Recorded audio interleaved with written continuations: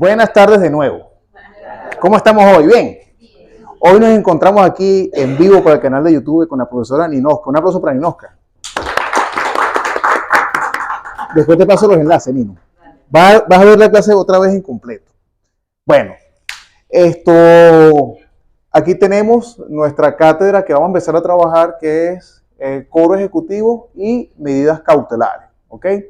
En la especialidad de Derecho Procesal Tributario. Obviamente, como ya nos conocemos, hemos tenido la oportunidad de trabajar. Profesor, se conmovió el año. Profesor, ¿qué le pasó aquí? Y como siempre, bueno, vamos a hacer el respaldo de nuestra clase en el canal de YouTube. Prometo más tardar entre 2 semanas todas las clases están subidas al canal. O sea que eso quita tiempo, pero bueno, por si acaso pueden repasar algunas cosas y como hablamos con la materia del año pasado, siempre es bueno consultar lo que hemos dado en clase. De hecho, me puse a ver algunos videos y la pizarra la llenamos varias veces. Y sobre todo el último video que lo estaba viendo Alberto, el mandala. El que hicimos en clase, sí, ahí está. Ese video todo está disponible la semana que viene. Pasa que hay que editar y que, bueno. Entonces, fíjense. Continuando ahorita la escuela, nos pidió el apoyo, nos asignó ahorita con la especialidad en Derecho Procesal Tributario en la materia que en la actualidad es cobro ejecutivo y medidas cautelares.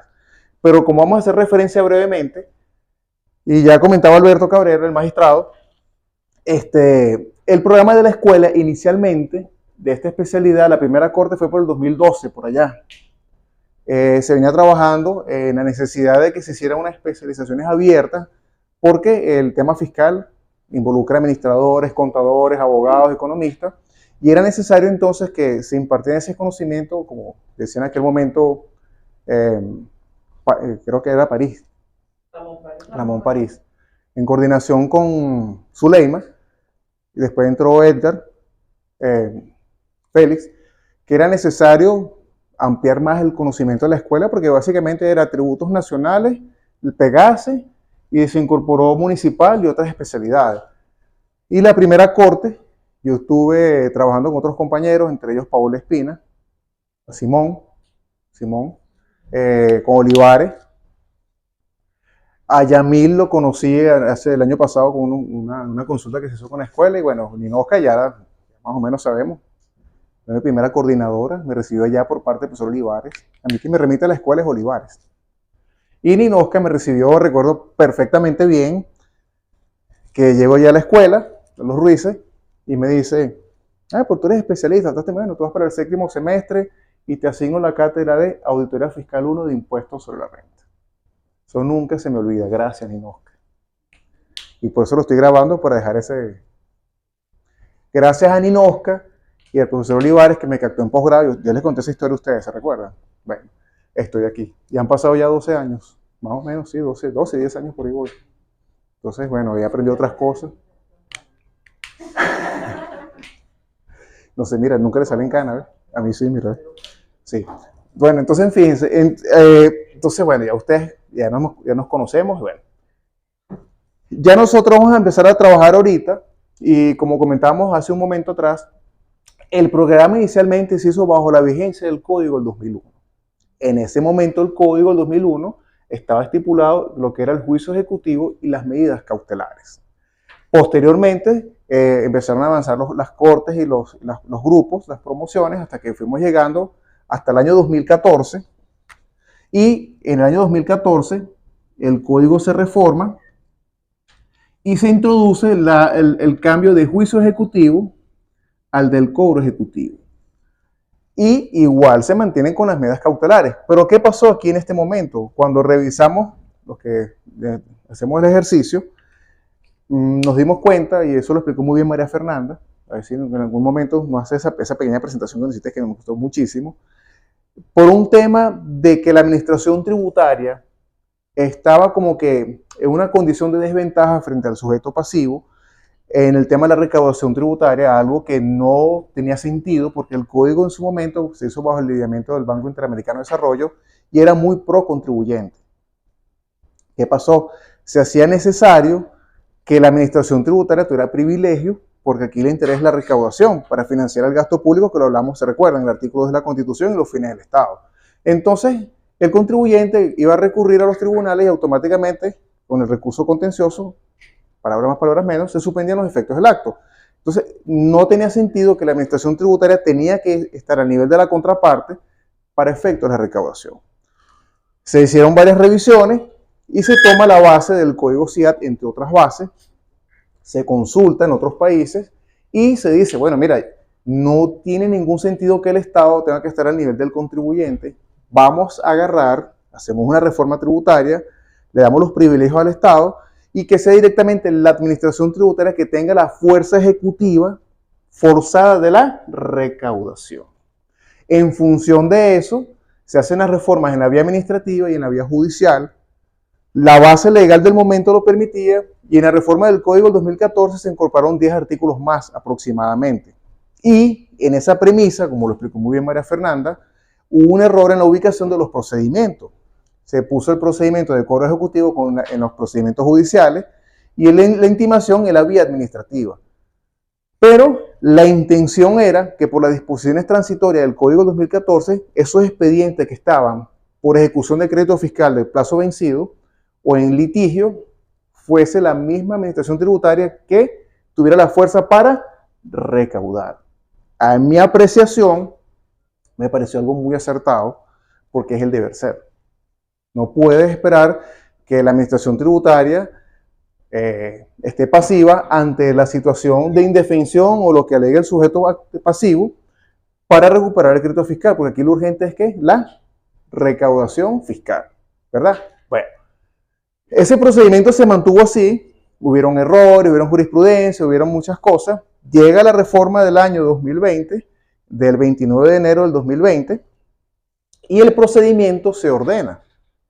Entonces, se quedó claramente establecido que el juicio ejecutivo, que antes era en el Código de Procedimiento Civil, el juicio de créditos fiscales, que era más complejo todavía, pues tenía que ir el Estado a los tribunales a demandar al contribuyente para que pagara, se hace el código lo absorbe como juicio ejecutivo, después en el 2014 se convierte en cobro ejecutivo, pero había el desorden en la vía administrativa y en la vía judicial, y en el código del 2020 efectivamente se ordena el procedimiento, y tenemos que es un procedimiento 100% de vía administrativa, que como la materia pasada, y obviamente ustedes saben cuál es el artículo que nos rige, el 1. ¿Por qué? En caso de situaciones que no puedan ser reguladas por las normas establecidas en este código, se aplicarán de forma supletoria las normas relativas del procedimiento administrativo o del procedimiento. Exactamente es nuestra materia ahorita. Seguimos trabajando otra vez con el artículo 158, pero ahorita aplicado a qué, profesor? A la parte supletoria de lo no previsto en el Código Orgánico Tributario referente a las medidas cautelares y a la recaudación forzada o forzosa vía cobro ejecutivo, que es la división que se creó ahorita en el 2015, ¿sí? Que es la división que está Patricia.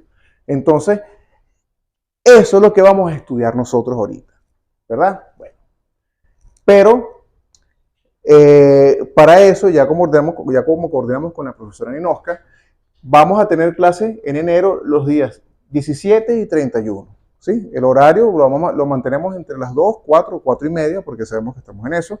Entonces así ya estamos coordinados, profe. Después vamos a tener clase el Día de los Enamorados, que es el 14 de febrero. Sí. Y los peluches y todos los dulces. Ah, pues, así es.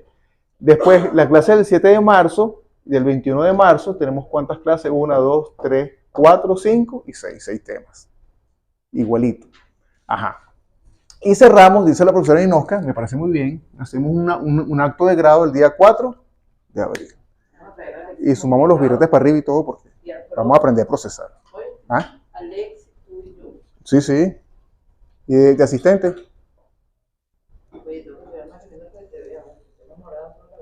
¿Tú crees? Yo no me di cuenta de eso nunca.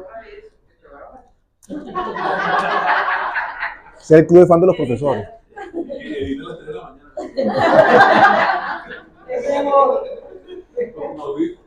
Ok, ajá. ¿Cuántos temas vamos a ver, profesor? 6 temas. ¿Ok? Ajá. Plan de evaluación, lo que tanto me pidió Alberto. Profesor, ajá. Vamos a hacer las investigaciones dirigidas Y decía, no, vamos a hacerlo distinto. Solamente 6 artículos científicos y usted tiene la base. Como ustedes ya lo... No, pero es que lo vamos a hacer tipo como lo trabajamos con Patricia. Pero vamos a hacer más novedoso, fíjate. En ese artículo científico, porque es que no vamos a hacer lo mismo la vez pasada. Vamos a hacer una mixtura.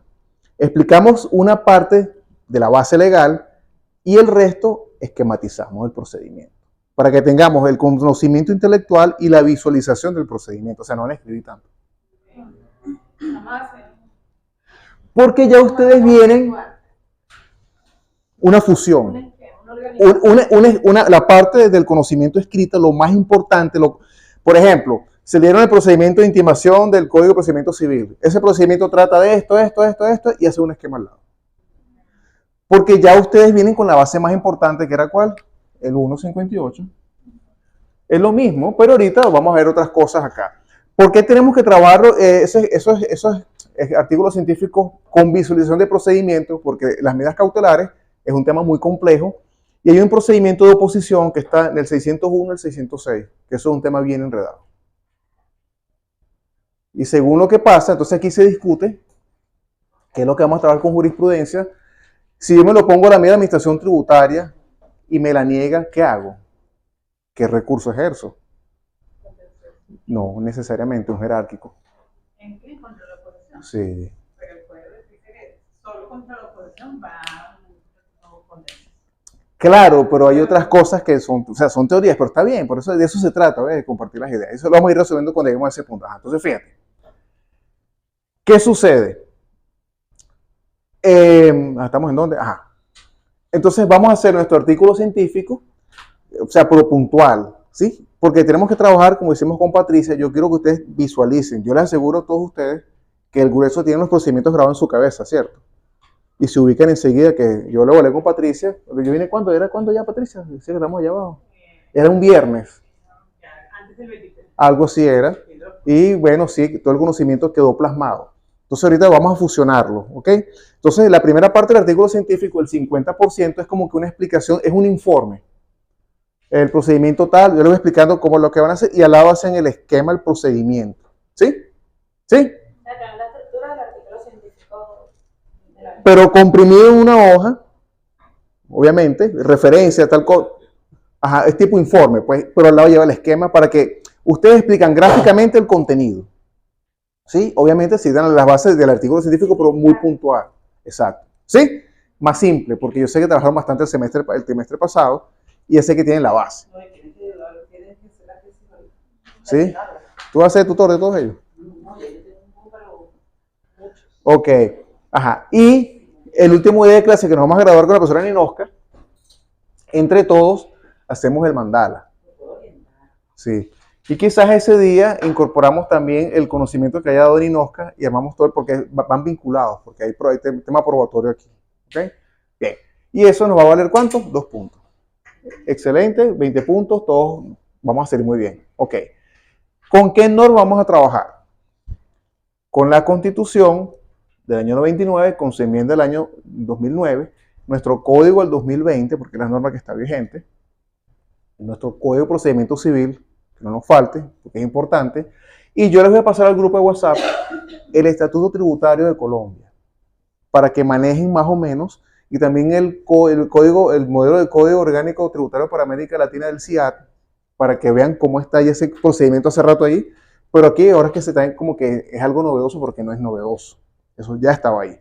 ¿Y cómo se hace en la DIAN Colombia?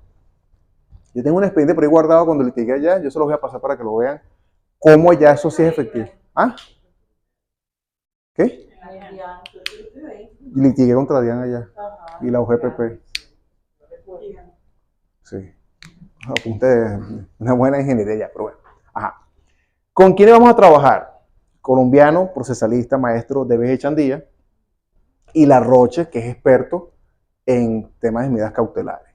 Yo tengo guardadas unas jurisprudencias del TSJ, de la Sala de Casación Civil, yo se los voy a ir pasando a ustedes. Una de esas jurisprudencias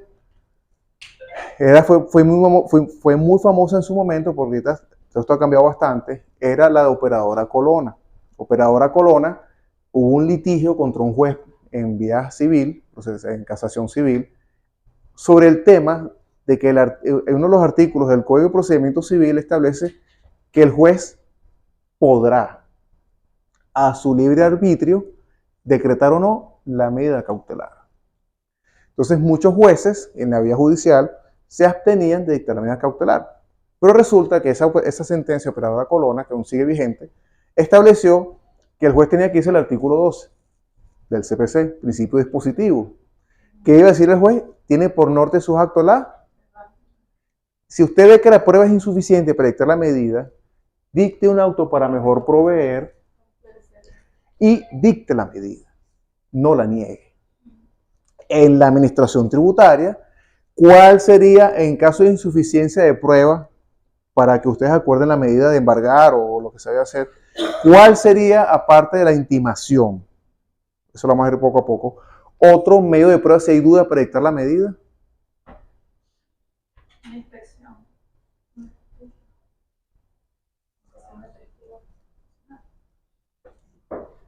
La intimación. La intimación, porque la intimación está regulada por la vía ejecutiva.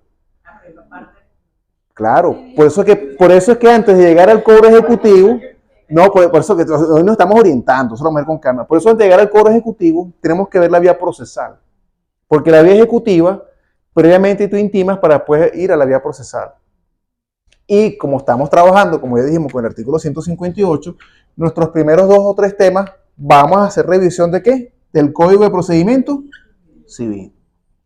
Por eso es que yo les decía a ustedes que cuando hagamos los artículos científicos, vamos a explicar brevemente, escrito, en la primera parte, lo que ustedes entiendan de los procedimientos que vamos a hacer referencia y lo esquematicen.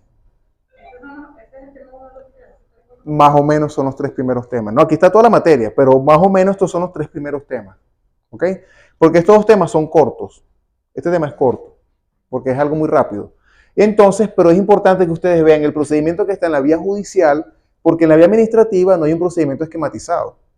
Entonces, por disposición del 158 que se aplica supletoriamente, la vía judicial, entonces ustedes se van a comportar como unos jueces en vía administrativa para que en este caso el sujeto pasivo, si ejerce algún recurso o algún medio de impugnación, le diga, yo hice mi procedimiento ajustado por disposición supletoria del 158 en conformidad con 585, 640 y el 630. Y respetando las disposiciones del artículo 12 del principio dispositivo. En este caso se actúa de oficio por la urgencia del crédito fiscal. ¿Sí? ¿Sí o no? ¿Quién no entendió? ¿Vamos bien? ¿Seguimos? ¿Paramos? El espíritu de la reforma del código no implica era abstraerse más bien de esas disposiciones del CPC que lo hacían más engorroso, más dilatado. Claro, ¿qué pasaba? Que... Ajá. O sea, la visión del legislador en la reforma es la vía más expedita. Correcto. No al CPC. A los tribunales, ¿qué es lo que te ¿Qué es lo la demora? ¿Para qué? Pero para qué. Lo que pasa es que para generar el proceso del CPC, porque no te. ¿Qué fue lo que han ido reformando? Multas. La pregunta que le hacía era, más estos procedimientos. ¿se considerará entonces siempre que lo que está todavía en el código no es suficiente? No, nunca. No, porque el código tiene unos procedimientos específicos. Ya vamos a empezar a revisar, sí. Fíjate lo siguiente.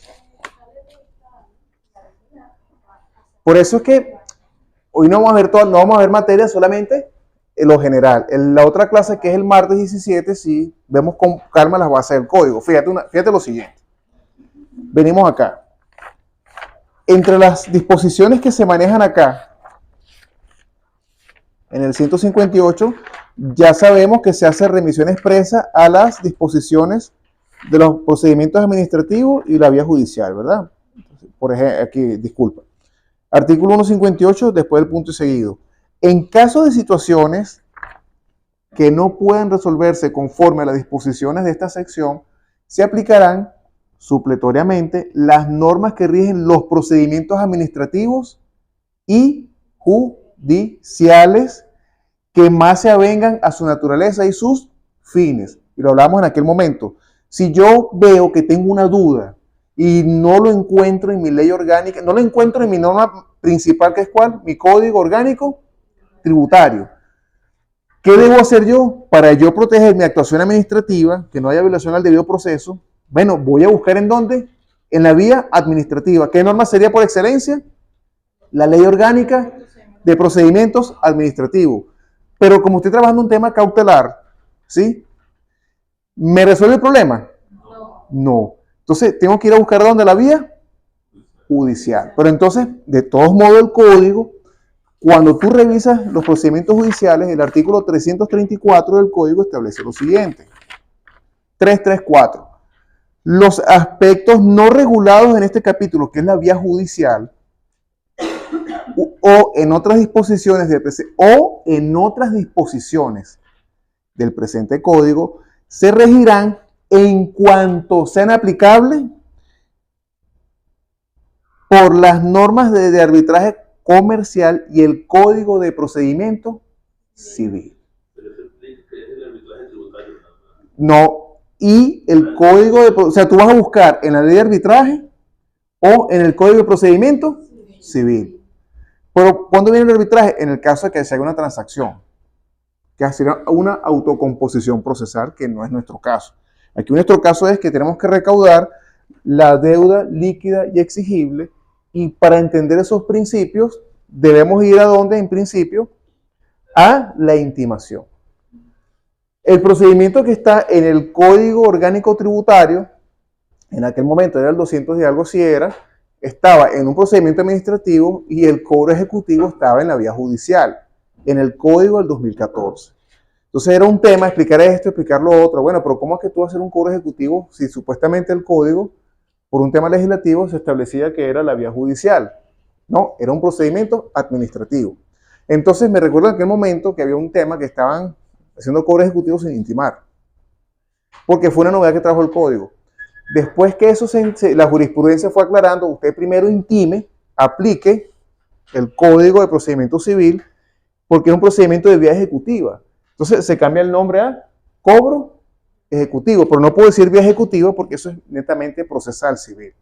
Se hace la modificación en el código de un tema legislativo y procesal, y dice, bueno, cobra, tu administración cobra el crédito fiscal por ti mismo en la vía ejecutiva, aplicando supletoriamente los principios y normas que están en el Código de Procedimiento Civil. Entonces, en la vía civil, que aquí tengo el código, son procedimientos especiales contenciosos. Eso está desde el artículo 630 en adelante. Eso lo vamos a ver con calma en la otra clase, ¿ok? Nada más esto es referencial. En el artículo 630 en adelante, si ubicamos el título, que eso va a ser la siguiente investigación después que veamos la clase, encontramos que la secuencia para que la administración tributaria aplique correctamente el cobro ejecutivo y las medidas cautelares, lo primero que tenemos que hacer referencia es cómo arranca esto.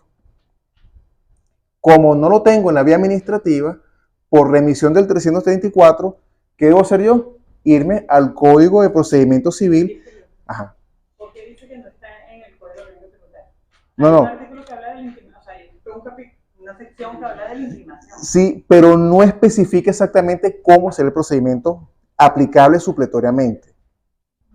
O sea, el código tiene un procedimiento, pero las falencias que tenga el procedimiento hay que suplirlas con el Código de Procedimiento Civil. No, sí está, pero no está desarrollado en su totalidad porque hay detalles que tienes que ir a buscar en el Código de Procedimiento Civil. ¿Cómo se va a intimar? ¿Qué es el requisito de la intimación? ¿Te acuerdas que habíamos hablado algo de eso? Eso era lo que yo le decía a ellos. Ajá. Hay que tomar en consideración que no solamente, aunque independientemente lo establezca el Código Ejecutivo, el Código Orgánico Tributario, hay una estructura de pirámide de crédito. Sí, claro. Que no más que por supletoriedad, es porque están enmarcadas en el contexto de los principios generales que rigen el sistema tributario. Correcto. Y que además están siendo concordantes con el 137, que es el principio de legalidad. Legalidad administrativa. Legal, Aquí está. Esa pirámide de Kelsey, y que a su vez hay normas. Es como decir, que fue el ejemplo que yo les di a ellos. Fíjate tú, aquí estás nombrando el Código de Procedimiento Civil, el Código Civil, sucesiones y donaciones. ¿Qué me establece la ley? Elementos de la determinación de la obligación. Específico. De la base de la alícuota, Específico. más nada. Posteriormente a los elementos, las características, ¿verdad? De esa Tienes que ir al Código Civil. inherente a bien sea a una donación, a una sucesión o otros elementos que serían las herencias adyacentes. Entonces me voy a El Código Civil, que es la norma madre en lo que no esté derogado. Y más no te establece el Código Civil que me entiende. Es así como cuando usted a mí me pide una prueba documental, el Código de Ordenamiento Tributario es vago. Es muy ambiguo con respecto. Sí, bueno, fíjate que con el tema... La digital me sirve como prueba documental para la promoción. Les digo, por ejemplo, pero hay normas, ¿verdad?, que me establecen en la misma la providencia no está por encima del Código Orgánico Tributario, pero dentro del contexto no podemos dejar de reconocer y desconocer que aunque es un código parte, toda norma tiene su ambigüedad. Sí, exactamente lo que dice la profesora Inosca, fíjate. Disculpa que te interrumpa, cuando yo voy del derecho y del petitorio, que yo me voy al derecho, yo puedo meter ahí no solo el código orgánico, las normas que están relacionadas con esa obligación. Me voy a meter una me voy otra vez a hablar a la brújula. Okay. Pero sí, claro, hay que irse. El código es la norma supra en materia de procedimientos, pero hay normas de leyes orgánicas especiales que tienen sus elementos jurídicos que guardan relación. De ahí es donde ustedes ven que dentro del aspecto de la teoría general de la prueba se relaciona con las acciones procedimentales que van de la mano con las demás ramas del derecho. Por eso se denomina teoría. Y después seguimos hablando cuando. Entonces, ¿nos vemos cuándo? Ustedes se ven con Inosca el 24 de enero. Nos vemos. Chao, mi profesora. No, ahorita nos vamos. Y menos el día de los enamorados. No, por favor. Porque si hacen las reservaciones en los hoteles, las horas van No. corriendo. Ya siempre ha sido así. Fíjate lo siguiente. Y veo que aparece con cara preocupada. No, solo que yo no estaba, yo entiendo lo de la jerarquía de las normas y el código orgánico, el código, es que, bueno, Yo entiendo, no estoy hablando, yo no estaba diciendo nada de eso. Tranquilo. yo Mira. entiendo la posición de Patricia. Yo creo que en materia de intimación, básicamente, lo que está en el Código Orgánico Tributario para nosotros Es que eso voy. Exacto, Porque es un principio, porque la idea siempre fue, aquí tienes tus elementos básicos para que no toques esto. Es que eso voy. En intimación sí, se aplica. En el cobro, en la parte ya del cobro ejecutivo, sí hay muchas lagunas. Que tienes que buscar allá. Sobre todo, Lo que no creo posible, o lo que la intención creo que no fue, que si nos han metido nosotros, o sea, no voy a ir a buscar incrustar un lapso del CPC para meterlo acá. Claro, no. Recordemos lo siguiente. Y por eso recordemos lo siguiente. Hay un código procesal que es el madre, el CPC. Él viene mucho antes de la LOPA, porque eso fue reformado, el de 1700 y tanto, bueno. ¿Qué pasa? Pasa que eso es un tema de ingeniería procesal del litigio. ¿Qué es lo que yo estoy buscando como siempre?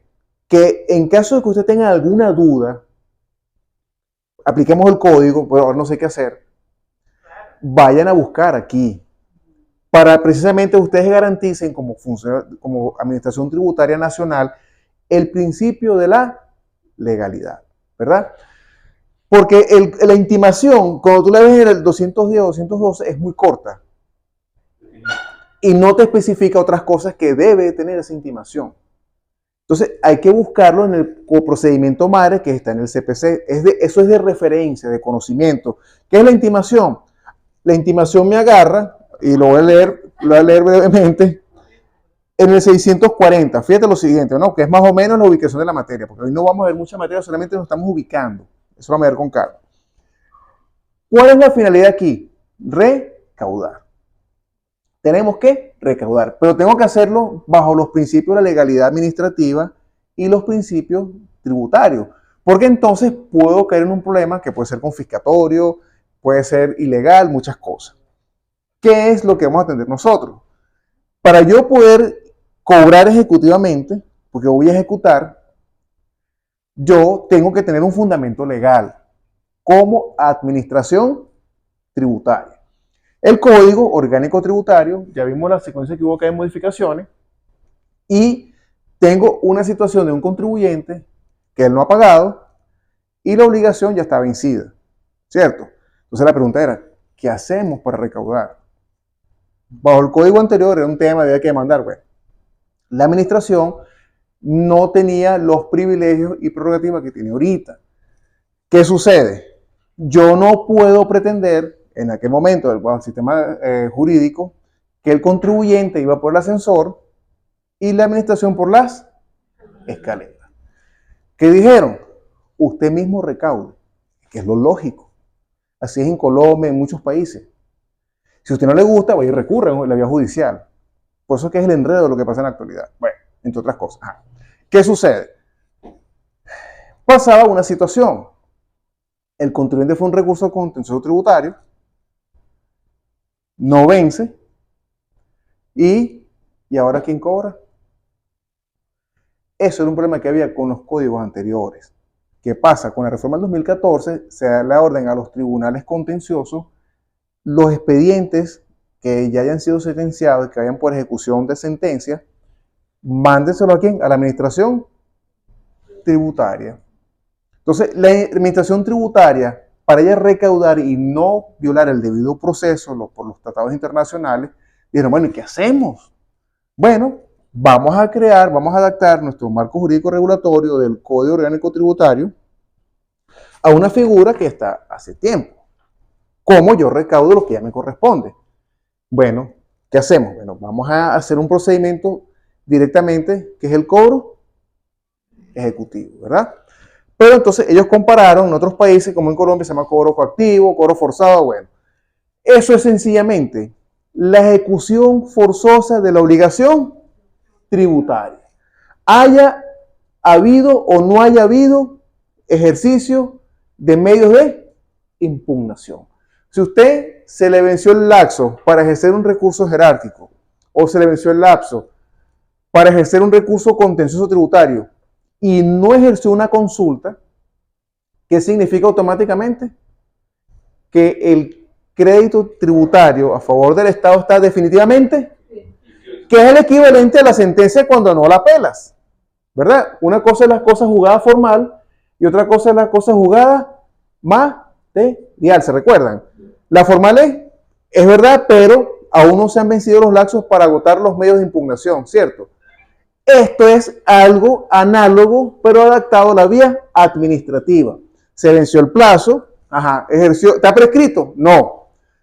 ¿Ejerció consulta tributaria? No. ¿Ejerció jerárquico? No, porque venció el lapso. ¿Contencioso tributario? No. ¿Un amparo? No. ¿Qué significa? Que ya se venció el lapso del tiempo, el crédito no tiene discusión. Pero ¿cómo yo lo cobro ahora? No voy a llegar a embargar la cuenta, ya va. Bueno, vamos a intimarlo, porque viene el CPC, y tengo un título ejecutivo, porque tengo un crédito ahí, pero no tengo la fuerza legal. Sí, yo lo he hecho en poner, pero ¿cómo yo lo cobro? Entonces, tengo que tener un título que ratifique que una prueba, que ya se venció, que no hubo recurso, que entonces vengo yo y lo intimo. Y en esos 5 días de la intimación, él puede alegar una defensa. No, pero es que metió un riesgo jerárquico, tiene un contencioso, algo puede pasar ahí. Pero si él no tiene defensa, que es lo más seguro, y él no se allana o paga en esos 5 días, automáticamente se abre el cobro ejecutivo. ¿Por qué? Porque usted tuvo casi que 5 oportunidades para ejercer el derecho a la defensa. ¿Sí lo están viendo, verdad? Pero entonces, ¿y cómo lo hago? Busco en el código, en la ley orgánica de procedimiento administrativo, no tengo un procedimiento. Sí, está el procedimiento, iniciación, sustanciación y decisión, ¿qué aplico? Entonces, tengo que remitirme a ver cómo está en el CPC para yo comprender cómo está en el código. ¿Con qué finalidad? De garantizar el debido proceso en vía administrativa, aplicando supletoriamente las normas judiciales. Esa es nuestra materia. Pero entonces yo voy a intimar. ¿Dónde está la intimación, profesor? Bueno, aquí está. Artículo 640. CPC. No vamos a dar clases, solamente ubicarnos, ¿ok? No vamos, porque eso lo vamos a explicar todo con calma. Cuando la pretensión del demandante persiga el pago de una suma líquida. ¿Se dio el hecho imponible? ¿Declaró? ¿Sacó la planilla? ¿Está en el portal? Sí, tengo pruebas. Pero me falta un medio de fuerza para que esa deuda tributaria yo la pueda cobrar forzosamente, porque él no pagó voluntariamente. Si lo vamos viendo, ¿verdad? Ajá. Cuando la pretensión del demandante persiga el pago de una suma líquida y exigible, en base a que yo exijo esa intimación, que se materializó, ¿qué? El hecho. No hay discusión. De dinero o la entrega de cantidad cierta de cosas fungibles o de cosas muebles determinadas, el juez, a solicitud del demandante, decretará la intimación del deudor. En este caso, en el caso que el contribuyente, una vez ocurrido el hecho imponible, se venció el plazo, lo voy a intimar. Entonces, el demandante podrá optar, es otra cosa. Ok. ¿Qué pasa? De ello me voy al 630 en adelante. Dice, cuando el demandante presente, establece, cuando el demandante presente instrumento público o instrumento que pruebe clara y ciertamente la obligación del demandado de pagar alguna cantidad líquida con plazo cumplido, o cuando acompañe vale o instrumento privado reconocido por el deudor, que es la intimación privada, y si fuere de los indicados a solicitud del acreedor, acordará inmediatamente el embargo de bienes suficientes para cubrir la obligación. Intimo, medida cautelar. CPC. Se hizo la adaptación al Código Orgánico Tributario. Lo intimo, el juez embarga la cuenta patricia. Me dieron horarios profesionales. No pago, embarga el celular. Ese procedimiento se adapta a la vía ejecutiva en el Código Orgánico Tributario. Por eso que vamos a revisar aquí ciertas cosas puntuales. Ajá, pero ven acá, lo voy a embargar. Pero, ¿qué hago ahí? Tengo que ir al trámite de procedimiento de las medidas cautelares que está del 585 junto con la oposición, por si acaso, del 606. Ajá. No se está como mezclando las cosas allí, porque si yo estoy iniciando ya la intimación, ¿para qué le voy a dedicar una medida? No, estoy contando el recorrido del procedimiento. ¿Ok? Yo lo intimo. Vamos a nuestro código ahorita tributario, ¿ok? Ajá, Intimé. Pero, ¿qué busco yo con la intimación? Vamos a aplicar el código. ¿Qué busco yo con la intimación? Probar la existencia de una deuda líquida, exigible y de plazo vencido. Ya tengo la prueba, ¿cierto? Ya mira, esa intimación es una prueba tan contundente de que usted no pagó que no hay excusa. ¿Por qué? Porque él tiene 5 días para defenderse. Tengo una consulta tributaria. No me puede hacer nada porque tengo una consulta. Ajá. Tengo un recurso de rédico andando. No, yo esta mañana metí un contencioso tributario. Tengo una suspensión acordada. Tengo una porque de repente recaudación no está en sintonía con jurídico. Puede pasar porque somos humanos. Pero es que esa carga la tiene el contribuyente. ¿Me entiendes? O sea, es lo que hemos hablado en la materia pasada. ¿Qué se busca? Siempre garantizar el debido proceso. De repente tu división no está con Joan, entonces mira, mira Patricia, aquí está. Automáticamente para el procedimiento, porque él tiene una prueba. Por eso es que antes de intimar, la administración hace sus procedimientos y averigua, y el contribuyente si tiene alguna prueba la saca. Por eso son los 5 días de la intimación. Pero si él no tiene eso, automáticamente dele sus 5 días y yo, según el CPC, le voy a embargar los bienes que yo señale en la vía procesal civil. En este caso, no. En este caso, la administración tributaria va a decretar las medidas cautelares y un recargo del 10% porque me estás llevando a una vía de cobro forzoso. Tengo una carga adicional. Me generas un gasto adicional. Te voy a cobrar un 10% de recargo. ¿Por qué? Porque me estás causando un daño. Porque me estás poniendo a forzar que tú me pagues. Porque tú no me quieres pagar voluntariamente. Porque si tú no tienes para pagar, mira, está el procedimiento de atraso, una consulta, un recurso, algo puedes hacer y no le veo alegato al contribuyente porque no pagó. Inclusive, en un recurso jerárquico o un recurso contencioso, según lo que él tenga, él puede decir, había caso fortuito, fuerza mayor por la pandemia. Y eso es una eximente responsabilidad tributaria. Pero si él no la alega, ustedes tienen que seguir ejecutando. Y se ejecuta y ya. Hay que recaudar. Que sea el contribuyente que vea cómo se defiende. Ajá. ¿Qué pasa? En el 585, porque muy bien, ya verifiqué en el portal, verifiqué que no pagó, que no hay recurso, que no hay consulta, y lo intimé. Pasan los 5 días y él no quiere pagar, está con tu más. ¿Qué me toca ahorita? Aparte del recargo, dictar una medida cautelar. Se llama tutela cautelar. En ese caso, según la Roche, que eso lo vamos a ver con calma, se pudiesen aplicar, según el procedimiento antes de intimación, que sí se aplica, porque es puro CPC supletorio, existen unas medidas cautelares que se llaman de instauración anticipada. En las facultades de fiscalización que le da el Código de la Administración Tributaria, en el artículo 131 adelante, le permite a la Administración Tributaria implementar medidas cautelares de forma anticipada a un procedimiento para asegurar el crédito fiscal. Pero profesor, ¿cómo es eso? Sí, porque el Código de Procedimiento Civil lo permite. Y esa facultad de fiscalización tiene mucho en la parte cautelar de la Roche. Es la famosa tutela cautelar anticipada, que yo puedo dictar una medida sin un procedimiento. Por ejemplo, no saque la computadora, no entre a la oficina. Sigue siendo inominado. Esas son inominadas. Que ahorita hacemos una breve referencia a eso. Cuando usted pone un precinto y dice no rompa el precinto, eso es una medida cautelar anticipada. Instrumental. ¿Por qué? Ya voy a explicar brevemente. Usted está protegiendo algo. ¿Sí? Entonces, hablando brevemente acá, porque eso lo vamos a ver con calma, ya sabemos que hay que intimar, no pagó, perfecto, no se defendió. Para yo hacer la tutela cautelar, que es el nombre correcto, la protección cautelar, debo examinar ciertas cosas. Y esas situaciones están en donde? En el 585 del Código de Procedimiento Civil.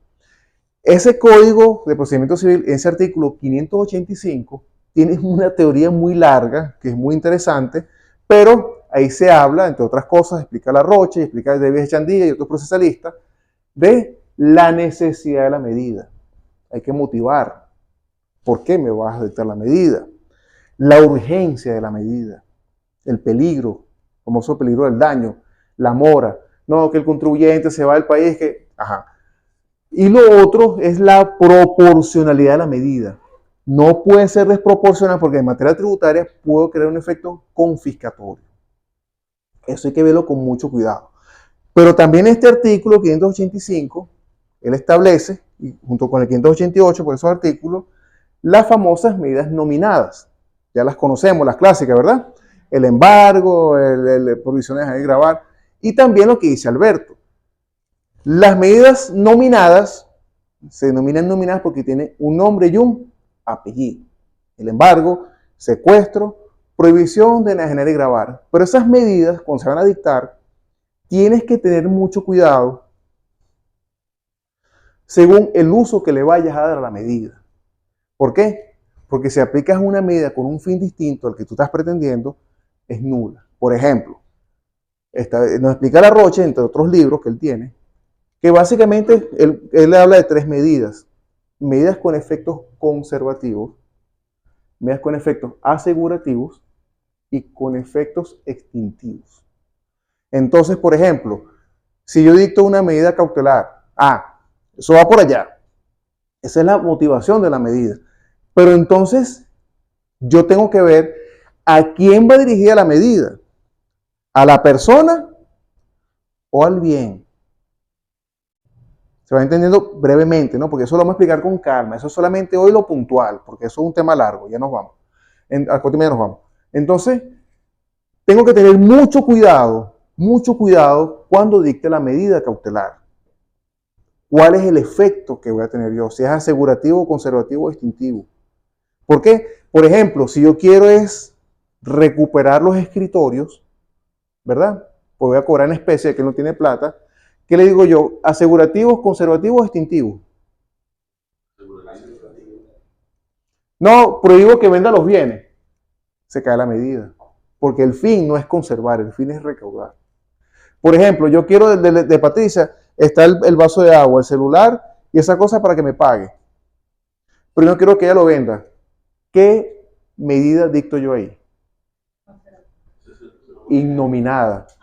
¿Por qué? Porque las medidas innominadas autorizan o prohíben conductas. ¿Ves? Entonces, eso es lo que pasa con el tema cautelar. Es complejo.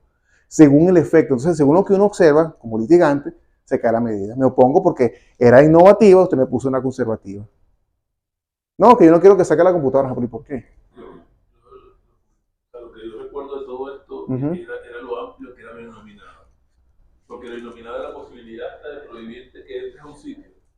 Y no tiene nada que ver con el... Por eso es que la Roche la reduce diciendo autorizan o prohíben conductas. Entonces, en la primera conclusión de esta parte de las medidas es, hay medidas que van dirigidas a las cosas y medidas dirigidas a las personas.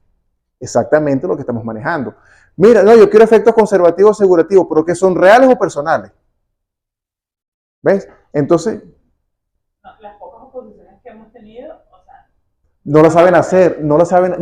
hacen como un recurso jerárquico, quiere decir que porque ya hay bien. No, ya va, espera un momento, Patricia, ya va. Precisamente, del 601 al 606, tú no puedes hacer un recurso jerárquico contra una medida. El procedimiento correcto es oponerte. ¿Por qué? Por lo siguiente, fíjate. Y es lo que, por eso el tema procesal es complejo. Si yo opongo un recurso jerárquico o si yo opongo un recurso contencioso contra una medida que me dictó la administración tributaria, se me cae. ¿Por qué? Porque por disposición del 588 en su parágrafo segundo y del 602 al 606 se te establece cuando el juez, o en este caso la administración tributaria, decrete una medida cautelar, usted debe oponerse. ¿Por qué es la oposición? ¿Qué es oponerse? No importa lo que se nos ocurra, por eso lo vamos a ver con calma, ¿ok? ¿Qué más? Negarse. ¿Qué más? ¿Pero de quién? De quien está ejecutando. El que decretó. ¿Qué pasa si yo hago un recurso jerárquico y no me opongo? Estoy haciendo otra vía. O meto un contencioso tributario. ¿Qué pasa ahí? Sigue vivo el otro procedimiento. No hice nada, no alegué ni nada. Y por supuesto sigue el procedimiento. Lo que tú estás diciendo y es lo que dice Alberto. ¿Qué pasa? El recurso jerárquico o el recurso contencioso es inadmisible. Porque usted con litigante tiene que ver el procedimiento de oposición. La oposición es, María Fernanda, no estoy de acuerdo con eso. Y me dice María Fernanda, te ratifico la medida. La oposición es para que usted me diga si sí o si no. Si usted me dice que no, ahora sí yo voy al jerárquico, que es el superior, a decirle, María Fernanda me dijo que no. Pero yo tengo que decirle a ella. Pues eso es la oposición. Esa es la diferencia entre la apelación y la oposición. Es que no tiene mucho efecto, la oposición no tendrá mucho más de ganancia, porque No. Te voy a decir, mira esto. Ya esto sí es secreto del litigio. Mira lo siguiente. Vamos al 286. Ya voy a hacer un momentico la clase. Sí. Mira el tema de lo complejo que es esto. Y obviamente ustedes lo tienen que saber, porque están en la administración tributaria. 200. Mira. ¿Quién me lee el 290? La interposición del recurso no suspende los efectos del acto impugnado. Sin embargo, a instancia de parte del tribunal podrá suspender parcial o totalmente los efectos del acto recurrido. En el caso de su ejecución, que su ejecución pudiera causar graves perjuicios al interesado, o si la impugnación se fundamentaria en la apariencia de buen derecho. Punto. Siga. Contra la decisión que acuerde o niegue la suspensión total o parcial de los efectos del acto, procederá recurso de apelación, el cual será oído en un solo efecto devolutivo. Vamos a la vida real. Muchos abogados litigantes presentan un recurso contencioso y quieren que suspenda los efectos de la multa del CENIAL, ¿verdad? El juez admite el recurso. El recurrente, el impugnador, el abogado litigante, solicita la suspensión de los efectos del acto. El juez se la niega. El que no sabe, agarra y apela. Y la apelación se le cae porque claramente lo establece el 588, parágrafo segundo.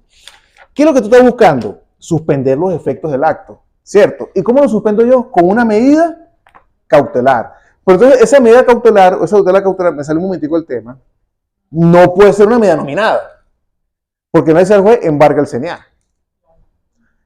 Prohíbe la grabar el CNA. No. Yo tengo que pedir al juez una medida innominada para que el funcionario que me dictó la medida o el sumario o me negó el jerárquico o el que vaya a la vía ejecutiva se abstenga de hacer cualquier tipo de gestión mientras estoy discutiendo. ¿Qué medida estoy pidiendo yo como litigante? Una medida innominada para que el funcionario que lleva el caso no siga adelante con la intimación. ¿Sí? Entonces, párame la intimación, suspéndeme los procedimientos porque logré que Alberto ya no haga nada. Por una orden de un juez, ¿verdad? Pero si el juez me dice, no te doy la medida de suspensión, Alberto puede intimar, el litigante agarra y mete la pata y apela. No. Baja, por eso te estoy diciendo, baja el 588 del Código de Procedimiento Civil en su parágrafo segundo y establece lo siguiente. Cuando se decrete alguna de las providencias cautelares previstas en el párrafo primero de este artículo, la parte contra quien obre la providencia podrá oponerse a ella. Entonces, ¿qué es esto, profesor? Para que ustedes lo sepan y lo vamos a mejorar.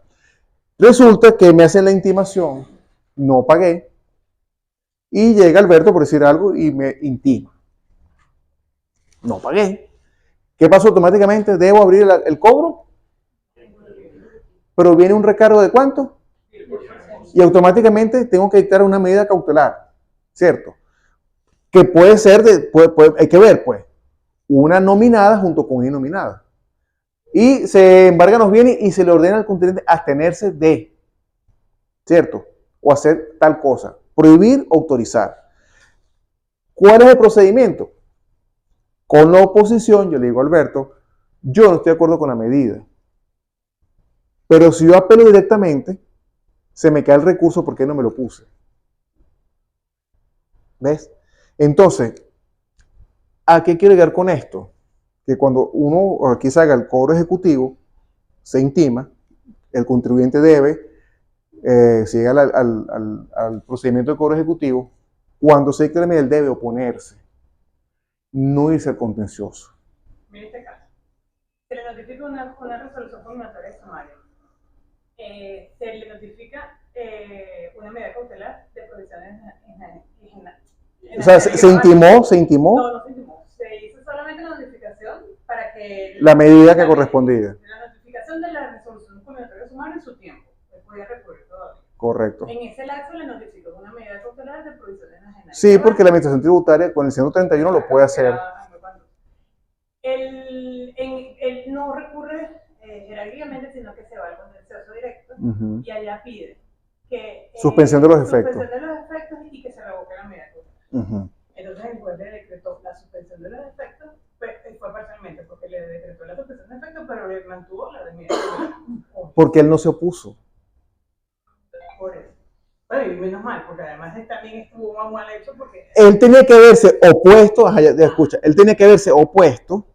Patricia, me opongo. Y Patricia le dice, sí, ahora sí él puede ejercer, porque es como que va a apelar. Tú decís, ¿qué le va a decidir tú? Entonces, ahí sí puedo ejercer o un recurso jerárquico o un contencioso. Claro, lo que vemos es que él ejerció jerárquico contra la resolución combinatoria. Sí, porque tiene que ser un jerárquico contra es como que él tuvo que haber sido un jerárquico contra la negativa de la oposición. Mantengo la medida.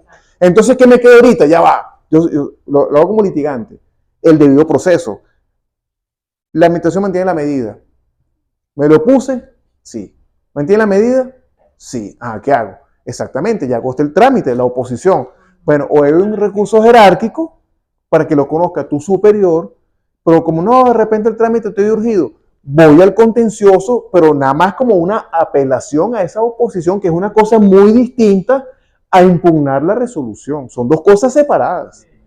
Son procedimientos por cuernos separados, son dos cosas muy distintas.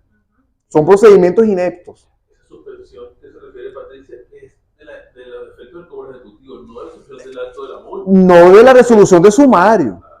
Porque digo, esto es un tema complejo este procesar. Son dos procedimientos que se excluyen. Pero obviamente la contraparte, gracias a tuvo que ver, mira, juez, porque si tú no se lo alegas, no va a dictar. Hay inecta acumulación de pretensiones. Nosotros lamentablemente, le comento ya esto, a fines de redondear alguna idea, lamentablemente como que a nosotros, digo, internamente nos queda como la insatisfacción de que nosotros la suspensión de los efectos no la acordamos.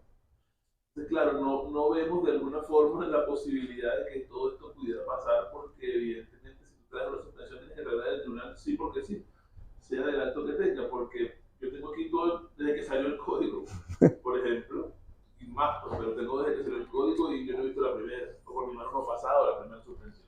No, pero es que no puedes acordarla. Se niega la suspensión de efectos del acto recurrido, el sumario que ella está por donde comenzamos, a fin de cuentas. Se niega con un formato que tiene 4 o 5 hojas. Claro, pero es que lo que hemos hablado siempre, el contribuyente tiene que cómo se defiende. Él tiene que oponerse, digo que no, bueno, recurso un jerárquico, voy al contencioso, pero lo importante de esto, Alberto, y lo que usted me está preguntando. Esa suspensión que él me está pidiendo en el jerárquico, no es la misma suspensión que él va a pedir cuando vaya a tramitar la suspensión. No, son dos cosas muy distintas. Son procedimientos que se excluyen, por eso te estoy diciendo, mira, esto es específicamente para esto. Ahora, contra la resolución de sumario o contra el acta de reparo, ¿se acuerdan que lo hablamos? O contra la resolución de verificación, ya es un medio de defensa muy distinto porque esto es un procedimiento específico, esto es un procedimiento especialísimo. La medida cautelar es un procedimiento especialísimo. No tiene que ver nada con el procedimiento de resolución. Ahora que está enredado el abogado, claro, pero es que eso le corresponde al abogado y a la contraparte del CNE. Si en un momento digo, juez, yo señalé, estoy equivocado. Son procedimientos inectos. En todo caso, yo me puedo poner a la medida que me dicta Patricia es diciendo no hubo suficiencia de prueba, no hubo buena motivación, se equivocó en esto, pero no le puedo decir a Patricia que fue un error de resolución del sumario, porque me va a decir Patricia, un momentico, ya va. Tú solamente aquí puedes decirme que no hubo insuficiencia de prueba o que yo no dije cuál fue el procedimiento que utilicé para dictar medida cautelar, que es la motivación. Mira, con efecto asegurativo, apliqué supletoriamente al CPC. Él solamente en la oposición te va a discutir es esto. Y yo he visto en los contenciosos unas locuras, el abogado oponiéndose a una cautelar diciendo que garantizó el debido proceso de la demanda principal. El juez le dio hasta con el tobo. He visto en la parte que yo desconozco, le pregunto ya tu experiencia, un juez que conozca de 2 suspensiones. El mismo, y es acumulable. Por ejemplo, él llega. Hay que ver. Eso es lo que le quiero decir. Hay que ver. Contencioso contra el sumario, pidió suspensión, el juez se la negó. Siguió la administración procediendo a hacer cobro ejecutivo porque no tiene nada. Sí, porque en el sumario administrativo aún no hay una resolución totalmente firme, se la va a acordar. El juez no puede, porque el sumario está en trámite. No, digo, contra la resolución culminatoria. Yo decidí, por ejemplo, no me fui en mi libre albedrío de estratégico, yo me fui por un contencioso directo, no hice jerárquico porque no quise. Es un error, siempre lo digo que es un error. Claro que usted lo ha dicho. Pero yo voy entonces al contencioso, pido mi suspensión de mis efectos de mi acto recurrido, el primero. Del acto. Ajá, ahí me puede decir que no. Exacto, y sigue el litigio sin la medida. Sigo el litigio, y lo intimo. Claro, porque no tengo una prohibición, lo que te estoy diciendo. No, porque en principio hay en el Código de Procedimiento Civil hay una prohibición legal que es la triple identidad. Mismo sujeto, mismo objeto, misma causa. Si me dijeron que es la primera vez, yo no puedo otra vez. Que le voy a decir, mira, no. O sea, eso es un tema procesal que es complejo, pues. ¿Me entiendes? Porque si yo pido una suspensión de efecto del acto en un sumario administrativo, y si el sumario me da una medida, yo lo que tengo que hacer es oponerme a la medida. Yo no puedo discutir sumario porque eso está en trámite, aún no salió, porque en el sumario debe ser un descargo. Y quizás Patricia me dice que sí. Oye, ¿verdad? Estoy equivocado. Por cierto. Bueno, es decir, suspender el trámite. No puedo parar la ejecución del procedimiento, no puedo. En todo caso, me opongo a la medida y si Patricia me dice que no, apelo la medida en un jerárquico porque como estoy urgido, entonces quiero suspender el efecto, ¿verdad? Voy al contencioso una vez que ella me haya negado. Pero entonces entra el tema, bueno, si se opuso a la medida, ¿la puedo ejecutar la medida? En principio tengo que suspender la ejecución porque está en discusión la medida. No puedo ejecutarte. Claro, porque ella me dice, te embargo la cuenta. Me lo puse. No la puedo ejecutar porque no es un acto totalmente firme. Está cuestionable. Tiene que esperarse. Pero si me sigue ejecutando, entonces ahí sí voy a un amparo constitucional en el contencioso, decirle, pero es algo muy distinto, ¿entiendes? Pues si Patricia dice, mira, es verdad, no me puedo embarcar porque él se opuso. Entonces, para yo ejecutarte la medida, tengo que resolver la oposición. Y sin lugar, apelo de una vez, meto un recurso contencioso nada más para la nulidad de la medida, no del sumario. Que nosotros hacemos una medida parte, es decir, yo no notifico ni espero oposición de nadie. No, pero es que está bien, porque eso le toca al contribuyente. No. O sea, te estoy diciendo lo que se debiera hacer. Usted tiene que seguir adelante. El contribuyente, mientras no llegue el orden del juez, usted tiene que seguir avanzando. Aparte está la panacea de pago, que es como automáticamente autosuspensión. Sí. Eso es reductivo. O sea, y eso es lo que ha pasado cuando se trata de iniciar un procedimiento de cobro justicia, que aquí se nos ha hecho difícil, sobre todo a mí en la parte normativa. Viene con el diciendo yo quiero pagar. Y paga y ya yo no puedo hacer más nada, ya pago, ¿qué voy a hacer? Ya extinguió. Pero lograste el fin que era ¿qué? Recaudar. Bueno, vámonos. ¿Nos vemos cuándo? El lunes.